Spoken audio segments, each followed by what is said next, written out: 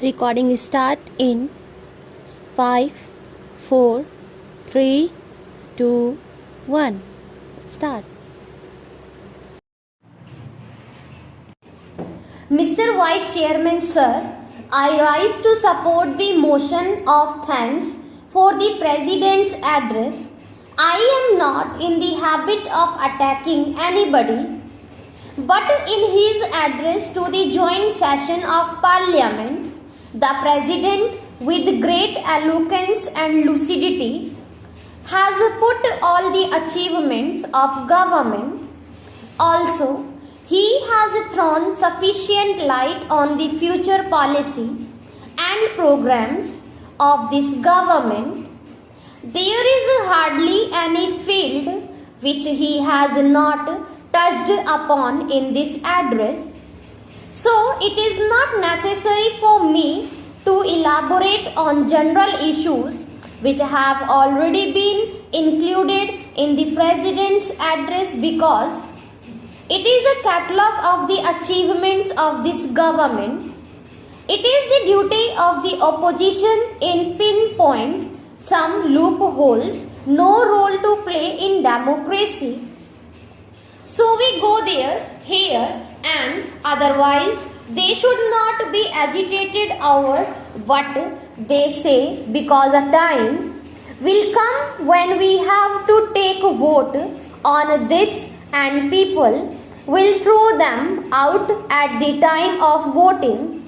Therefore, I do not have any intention to confront what they say and what they point out against the government. Since it is a general discussion, members belonging to different parts of the country use the opportunity to bring out the problems pertaining to their respective areas.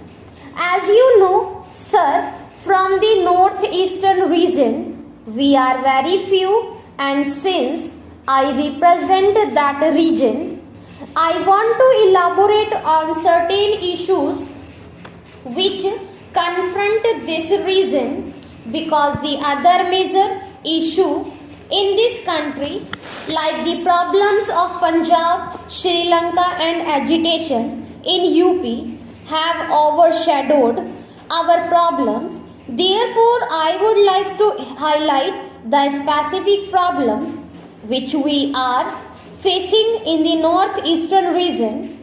Unless this region is developed, unless the people of this region feel contented, the security of the country in that region is not safe.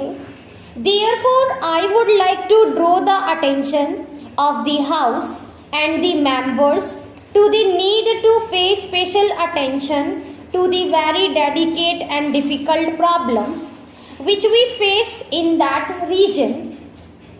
I am happy to say that the recent election results in that region, be it Nagaland or Tripura, clearly shows that the people of that region are for emotional integration, political integration, and that they want to participate with the rest of the country in molding the destiny of the nation as an equal partner.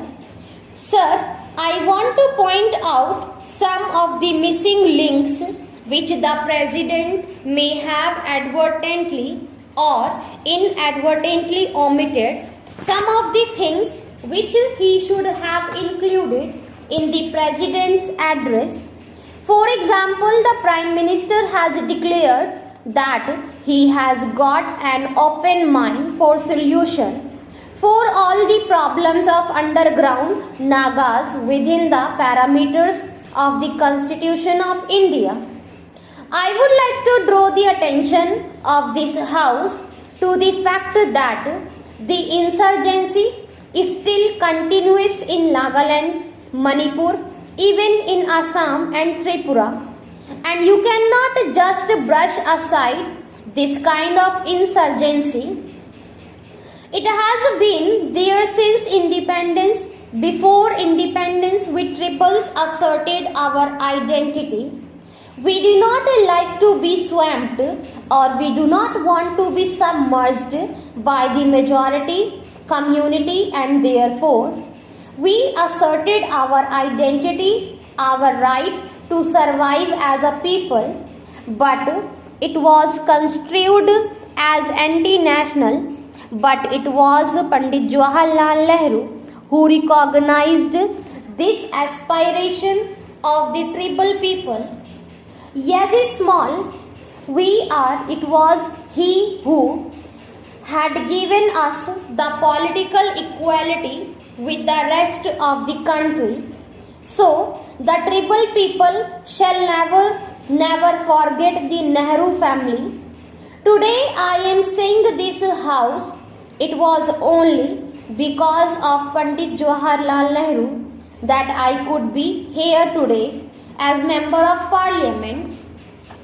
Now, I would like to mention Nagaland was a disturbed area for 20 years. Even now we have to NSCN and the Federal Group of Underground People. When I was Chief Minister with the permission of late Mrs. Indira Gandhi and the present Prime Minister, I initiated to contact them and I have succeeded to a large extent. I told them that whether it is the federal group, they are Nagas, they are Indian citizens.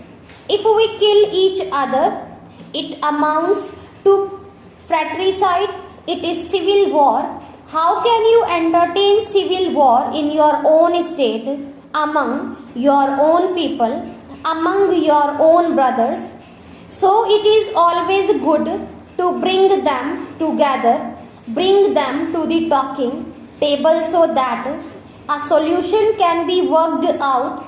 The Prime Minister during his last visit to Nagaland has also said that the door is open for talks within the framework of the Constitution of India.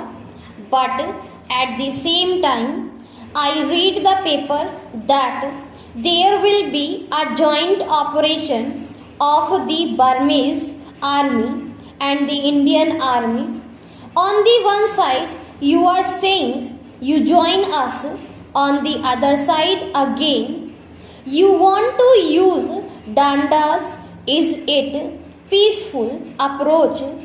I would request the Prime Minister to see whether this is a pragmatic approach.